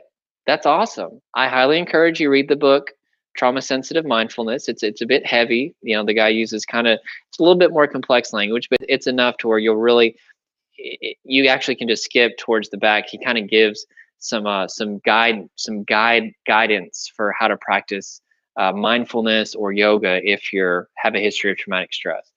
But yeah, do it. Like just going back to the beer drinking question from earlier. If drinking a beer or two helps calm you, doesn't activate your nervous system or cause your body to tense, and you're not using it as a coping mechanism, which could lead to alcoholism, um, and you can do it in moderation, have a few beers as long as your doctor says it's okay, your heart is healthy. Like guys, it's all about finding what works best for you. That's what's amazing is there's no one set magical thing that's going to work for everybody. That's why in the course I currently teach 3 ways to self-regulate. I've got another way actually that I'm working on learning that can help people self-regulate as well. But as long as you get into a relaxed muscle body, and it takes 3 seconds, that's self-regulation. And if you want to practice relaxation on top of that at some point during your day, go for it. That's awesome. If it helps you, do it, right? But I just think it's important to understand that if you start to practice mindfulness, which I actually don't recommend that. I recommend we practice bodyfulness, which is being aware of the state of our body. And if we can get into a relaxed muscle body, our thoughts, emotions, and behaviors will actually get into alignment and start to be calm. Our mind follows our body, right? But okay, I think that's all I have to say for that. That's all I've got to say about that. But Eric, a great suggestion. And for some people, pursuing yoga in addition to self-regulation 200 times a day is going to be really helpful. So thank you so much for suggesting that. Okay.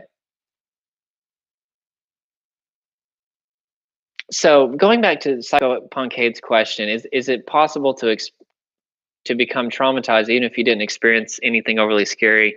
The answer is yes, but just because you don't feel like it's overly scary doesn't mean that your brain and nervous system didn't perceive it as an overwhelming threat, right? Just like whenever I smoked weed 10 years ago and I had a panic attack, like I experienced a little bit of deja vu while I was high, and that was enough to send me into a panic state. For some people, that they could have been smoking weed and that wouldn't have happened to them, and I didn't think that it was.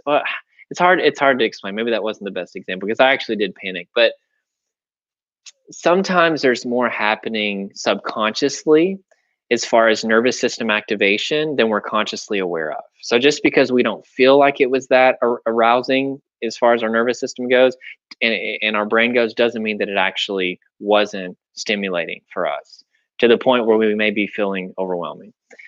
So just wanted to clarify that. Eric S. Jordan, relaxing your pelvic floor muscles. Also, Jordan has to run to the bathroom mid Q&A. It's funny. I was thinking about mentioning that whenever I was actually having to tense my pelvic floor muscles in order to hold my pee during and it was kind of making my body a little bit uncomfortable. So I decided, you know what? Let me go ahead and relax my pelvic floor muscles and go ahead and take a break. So very funny. Thank you for the pointing that out. Awesome. Phil Maribito, Phil Maribito, keeper of the 10 worlds. I don't know, that name just sounds epic. You said, thanks, Jay. Great advice. No problem, Phil. Thanks so much for being a part of this. 123 Insane 123 is good to have you. Is feeling like you're in a movie DP? Yes. Yeah, that's depersonalization. Feeling like you're watching yourself on a video camera, like you're outside of your body, like you're from the outside looking in, that would be depersonalization. Just feeling like everything is a movie in general would be derealization, where everything feels fake, nothing feels real. It feels like we're all actors in a movie. So sorry, I didn't catch this extra question.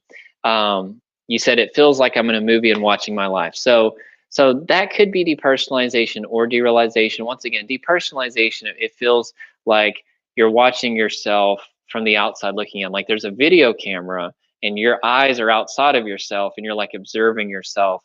Like your mind was up in the clouds, you're looking down on yourself. Derealization is where everything feels like it's a movie, it feels fake.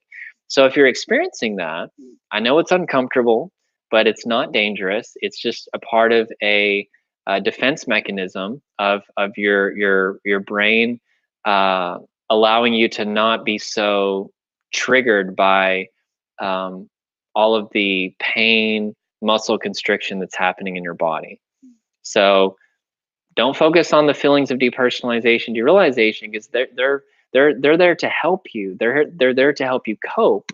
But as I talk about in the course, the problem is our brain and nervous system don't realize that we can access a traumatized state independent of legitimate physical danger.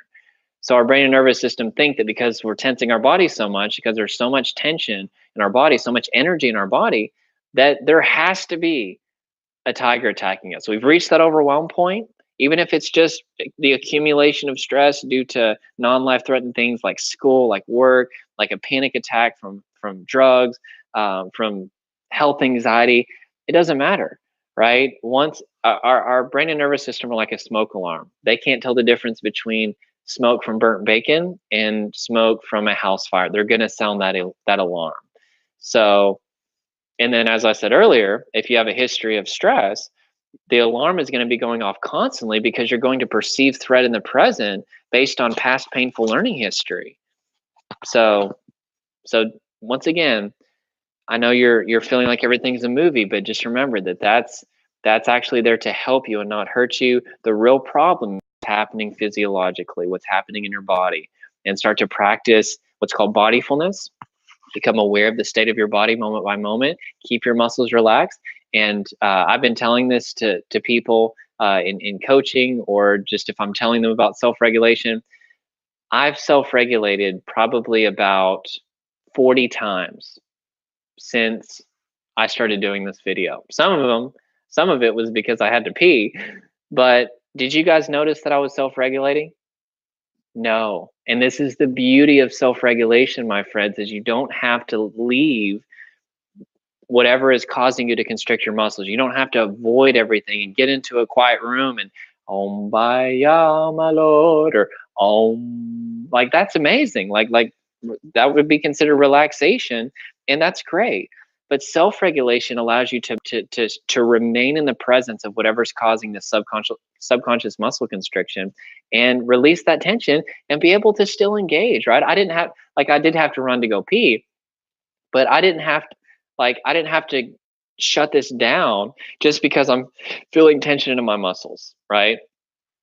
It's pretty awesome. So focus what's happening physiologically. Move your body. Slow your breathing as well. Slow your pace. Don't rush through life. Just really take a second. Notice what's happening around you. Also, your posture. Have a confident posture. Stand up straight with your shoulders back. Don't be slumped over. That's part of the freeze response. This is basically the freeze response.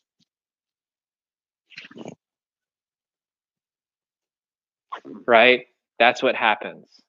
And the more that have confident body posture, the more that we're moving, we're grooving, we're getting out. Man, this has turned into a dance party. All of those things, and the more that we're relaxing our body, the more that those things are going to communicate to our brain and nervous system that there ain't no threat. And then bada bing, bada bang, we're going to start living in a relaxed muscle body, and we won't become symptomatic. Okay, final questions, guys, then I'm going to jump off here. You said 1, 2, 3, insane 1, 2, 3 says, yeah, then I freak out because I realize it's me in my life. Yeah, that would be on the side of existential questions, which once this is over, if you go back, I talked a little bit about existential questions, but just relax your body. You may say something like life is beautiful. That helped me whenever I was struggling with existential fears. But then after that, you've got to focus on something else. You've got to have something, a game, a hobby, go outside, drive somewhere, do something to get you to continue to interrupt this perceived threat process. Because if you feel an existential fear because you're feeling derealization, depersonalization, and you're stimulating your nervous system, you're tensing your body, and you don't do anything to interrupt that process, guess what's going to happen, my friends? The gas pedal, sympathetic nervous system, mild stress, high stress, fight or flight symptoms, and then eventually the parasympathetic nervous system activates to dissociate you, which is still part of the brake pedal, but then you're dissociated. And even though it's technically there to help you, that's messed up. But if you feel yourself escalating, you're tensing your muscles while you're dwelling on these existential questions, and then you relax your muscles and then focus on something else, you're gonna disrupt that stress process. Do it. Okay. Thanks for answering. No problem. I had a trauma when I was 6 and smoked weed when I was 19 to help my trauma. That's when I started to experience DPDR. Thought the weed would help, but it didn't. Yeah, it's kind of ironic. So many people look to marijuana as like a calming sedative, but depending on how your brain and nervous system respond to the presence of THC, which is a psychoactive ingredient, you could have a very negative response, and so many people do. In fact, on my YouTube channel, I would say a very large percentage of the people that come to my channel started to experience DPDR due to some sort of psychoactive drug, whether it be marijuana, whether it be ecstasy, whether it be DMT, which is one of the most psychoactive drugs in the world. But yeah, so it all depends on how we respond to those things, and different people are more sensitive. For me, I'm a highly sensitive person. I'm just more sensitive in general. So whenever I experienced deja vu while I was high, it just was too much for me. Whereas somebody else that wasn't so sensitive, maybe they'll be able to experience that and not freak out. So anyway. All right, Mike Chamberlain, would you say you were depressed at your worst, Jordan? Oh my gosh, bro, I've got a video where I talk about reaching clinical depression, and I was down to like 119 pounds. I'm almost to 140 now, but I was totally depressed. I had such severe insomnia due to DPDR, due to stress, that I couldn't go to sleep without just exhausting myself. I would play Temple Run on my phone, which is like an iPhone game, and I would just sit there like a zombie until like 4 in the morning, and just basically I passed out. Not literally passed out, but I'm saying like I slept due to exhaustion. That's how bad it was. It was causing me to not be able to do my job. I went into the bathroom and started crying so many times, and I just felt so hopeless, so helpless. It started to affect my relationships. I tell a story where I was watching a movie with my wife on the couch, and literally, like I started to feel light sensitivity, and then I started to dissociate, and I panicked, and had to run out of the room, and it's like I'm supposed to be like, her husband, strong for her, and I just felt so weak and so discouraged. And the job that I was working at the time, this is the second time that I started to experience DPDR, 10 years after the very first time. But basically, I the job that I was working was high production, and once you started working, you couldn't really stop except for like in 2-hour blocks. So once you started a little 2-hour block, you had to finish that, or else it threw the whole operation off. And here I was experiencing DPDR, panic, and just complete, fatigue. But I couldn't leave. The only thing that I could do is go in the bathroom. But then it threw off my numbers, my production numbers. It was just a nightmare. And this job that I was working at, there was like these giant departments, and I remember going from department to department. It was just so triggering. I couldn't even go from one environment to the next without feeling dissociated. Man, it just, I literally, there was a few moments where I just felt so trapped in my body, and like I felt like I needed to escape my body. And I remember looking in the mirror and just literally, like, it was like the Jordan that I had always known was just not there anymore. It literally felt, I'll never forget this. This was one of the most bizarre things about DPR. I felt like it was a stranger. And there's really no other way to describe it. I felt like my eyebrows, my facial structure, like it did, like there was like a window between me and who I was. And just so many other symptoms as well. And the first time that I experienced DPDR over 10 years ago now, I was started to experience about 20 panic attacks a day. And I felt like I was going crazy. I was so convinced at the time, because I didn't know what the heck was going on. I thought that I was going to end up in a mental institution. I thought that I'm going to have to tell my parents that I've gone crazy, and I couldn't even watch TV or mow the grass or do anything without going into a panic attack. And that lasted a year of my life. And after that, I got free of panic attacks. I got some tips online. I bought a book called Panic Away, which was very helpful as far as panic attacks. But I still experienced generalized anxiety for over 10 years. And I did experience DPDR a couple times during that 10 years. But then once I was about to send off my book to my publisher, I started, this was a couple years ago, I started to just flip out and just be so nervous that what if the book wasn't successful? And I started to have a lot of stress due to bullying. There was just the accumulation of a lot of stuff, also some past traumas that were just dominating me, making me depressed. So yes, to answer your question, I was totally depressed both times that I experienced prolonged DPDR. And it was literally the toughest time of my entire life. Um, Mike Chamberlain says, I've reluctantly been taking uh, that Celexa, there we go, for a year now, and I can't say it has helped my DPDR at all. In fact, I think it may have made it worse. You want to focus on self-regulation, right? You can self-regulate with or without medication and live in a relaxed muscle body. Now, if you were coming off of medication and you're experiencing side effects of medication, that's going to make it harder to self-regulate, but you can still do it. You can still relax your muscles. It's just going to take a little bit more discipline.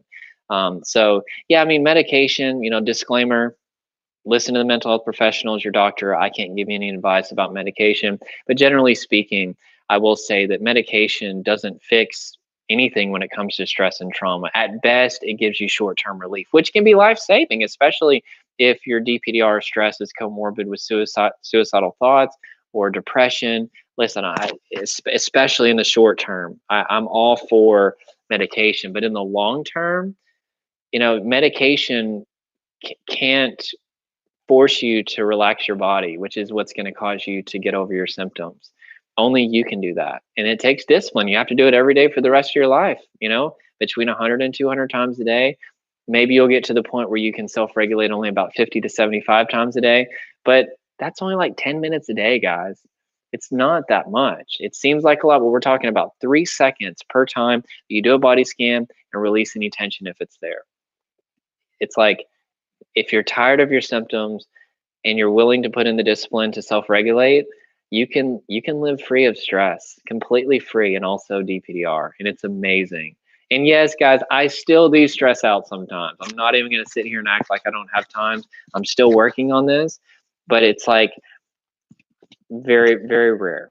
It's very rare that I have so much muscular tension that I start to experience stress symptoms. But I never dissociate, which is huge, right? Because I never let my stressful state get to the point where I can't handle it. So yeah. So I hope that helped. My fifth tangent for today. Eric asks, Mike, I know how you feel. DPDR has made me pretty hopeless and led to depression. I tried I can't ever say the scientific names, and it didn't help. On Effexor now and still waiting to see if it helps.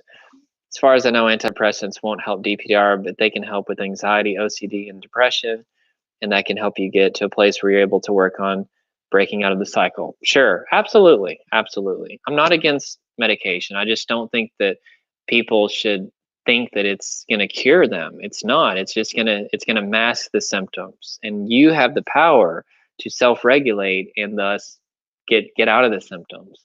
So, yeah. Amir Casuto, I went into a depressive state during this, and it led me to get Sertraline, which I decided to not take.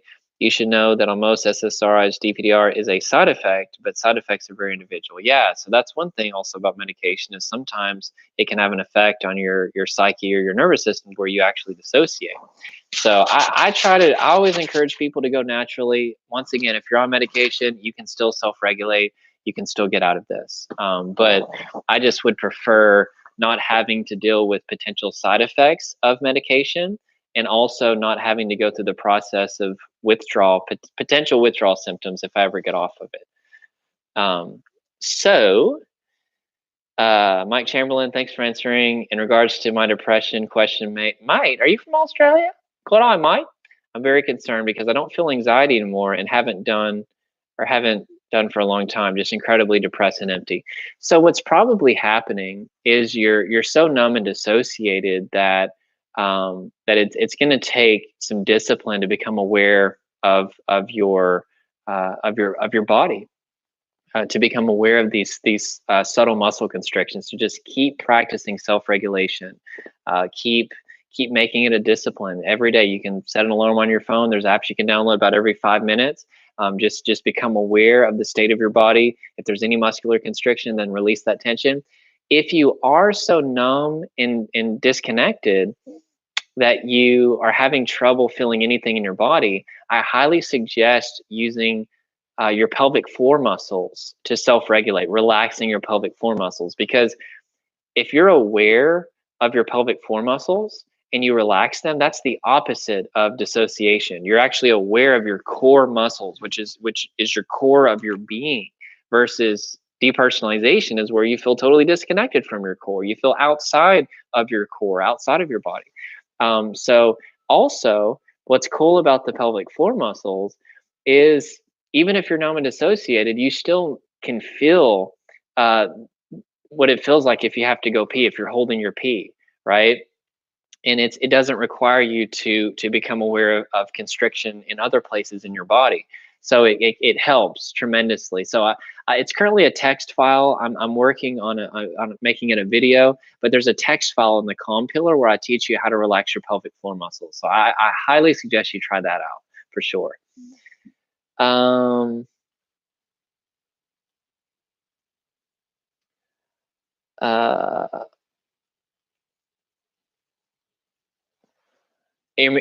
Amir, thank you so much for giving the tips and encouragement. That's amazing. Thank you so much for that. 123 Insane 123, and guys, I got to jump off here in just a minute. My wife is going to be home very soon. I have to pick up the house because I don't want to die. But I will answer these remaining questions. You guys have been amazing. I absolutely love this. This is so awesome, and I look forward to seeing you guys next month. If you have more questions, or if you just want to come hang out and help other people, that's awesome as well. Okay. 123 Insane 123. Quick question. I was on the dpselfhelp.com and oh my gosh, it was so depressing. People on there are really discouraging. Do you recommend staying away from those sites? Yes. Don't go on those sites. Don't do it. I know it's tempting, but you're mostly going to find confusion whenever you get on the forums and whenever you get on the Facebook groups, whenever you watch most YouTube videos, 99.9% of YouTube videos about depersonalization are going to give you misinformation. It's either all misinformation or it's mostly misinformation. And listen, I'm not saying that they are not going to give you some general tips to help you. Of course, they're making videos because they're doing stuff and it's helping them. But what tends to happen is somebody will do something, they'll see some results and they'll think, oh, this is the cure because I feel good for a few days. It's enough for me to say that this is the cure for everybody and make a YouTube video telling the world that this is the magical cure. There's one video that has like, I don't know, like 50,000, 70,000 views or something. This dude says CBD oil is the cure, right? There's another, which CBD oil can help some people be calm. I take CBD oil sometimes. I'm doing kind of some tests. Doesn't really impact me much, but for some people, it really helps them with anxiety. Also sleep. But it's not the magical cure. It doesn't force you to live in a relaxed muscle body. It doesn't cause you to understand the brain and the nervous system just by taking a pill. And this is the magical pill mentality that's so destructive. I did a video on YouTube where this guy said that reading the Bible is going to cure your depersonalization, derealization. Listen, I said in the video on there, I love the Bible. In fact, I read the Bible this morning. I have a 1-year Bible that I read every morning, or at least I try to. But I was reading the Bible whenever I started to experience depersonalization, derealization, and I was reading it afterwards. And that's not the cure. The cure is changing your understanding, understanding that your symptoms are uncomfortable, but they're not dangerous. Understanding that we're perceiving threat in the present based on past painful learning, because our anterior cingulate, which is part of our threat perception system, is shut down. Also, changing our response to our triggers, self-regulation, relaxing our body in the presence of the triggers. The next part is mobilization, getting out there, writing a vision for your life, building a routine around that. Continuing to relax your body in the presence of stressors, and living your life, getting out, moving, mobilizing yourself instead of emulating this freeze response that's communicating to your brain and nervous system that you're still under some sort of threat to the point that you need to freeze and go into the shutdown response. And then after that, it's just about preventative. It's about living a healthy life. And whenever stressful things happen, especially something that requires grieving, you stay in a relaxed muscle body, and that will allow you to cry. That will allow you to process. And also, part of recovery is understanding that there will be setbacks. There will be times where you'll start to feel better for a little bit, and then you'll feel DPDR again. You have to learn how to pick yourself back up, how to keep pursuing your dreams, keep living life, and continue to self-regulate and not give up, and not think that just because you went a week or a month or whatever time without feeling it, and then you started feeling it again, that somehow you're starting at square one. No, no, no.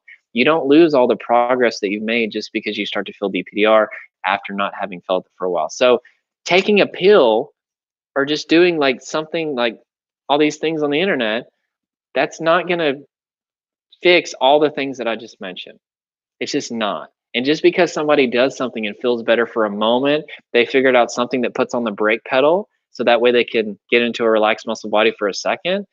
That doesn't mean that that's fixing everything and that that's going to be a long-term solution. So I suggest avoiding YouTube videos, forums, Facebook groups about DPDR, because it is just a mess. It's not going to encourage you. It's going to discourage you. I suggest watching the videos in this course, or you can watch my YouTube videos as well. But this course is specifically designed to give you everything you need to recover, and it's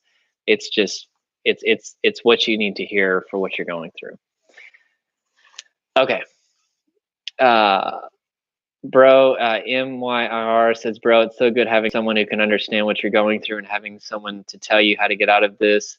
Thank you. God bless you. See you in the next Q&A session. Oh, well, it's absolutely no problem. This is what I live for, guys. I mean, DPDR, trauma, stress, that stuff almost ruined my life. In fact, technically speaking, I lived many years with just such a low quality life that it wasn't even a life, in my opinion. And now that I've come out of it, whenever I thought that it was impossible, I'm so passionate to help you guys, to help anybody else that's still stuck in it, and to let you know that there is hope and that you're going to overcome it. So my pleasure. Amir, those forums are full of those who lost hope. Rarely they are a supportive community. It's almost as if people are gloating in their DPDR. I would stay away from them as much as possible. That can definitely be true. Mike Chamberlain, I am from the UK, not Australia. Oh, sorry about that. The UK, I've got a couple of friends in the UK. It's just basically like a big island almost. I've heard that you can drive from one end of the UK to the other in like a day or something. Maybe I'm wrong. My friends, I think he's from Bath. I don't know. I literally just bought a gym interval timer, which will vibrate in my pocket every 5 minutes to remind me to self-regulate. You're a legend, man. Whoop, whoop. That's what I'm talking about, Mike. Mike. Funny, real quick. I used to work at Pizza Hut, and and I always lost my name badge. I'd lose stuff all the time. If I'd lose my head if it wasn't attached. I'm not joking. Like I would lose my head. It would just like I would fall off and I just would forget where it's at. That was going to be funnier than I thought. So I lost my name badge, and my manager came up to me and they're like, "Well, we don't have any Jordan name badges. We're gonna have to send off for that, but we do have a few." And there were like these like nasty name badges from previous employees. They had like gunk all over them, and one of them was Mikey. So I was a server at the time at Pizza Hut. This was like during high school, I think. And I'll never forget. People would be like, they would be like, "Hey, Mikey," or "Hey, Mike," and they would be calling for me to refill their drinks or whatever, and I wouldn't answer them, and they were getting pissed off because like I wasn't responding to them, and I was like, "Oh, Mikey, yeah, sorry, yes, how can I help you?" Anyway, good to talk with you, Mike. Okay.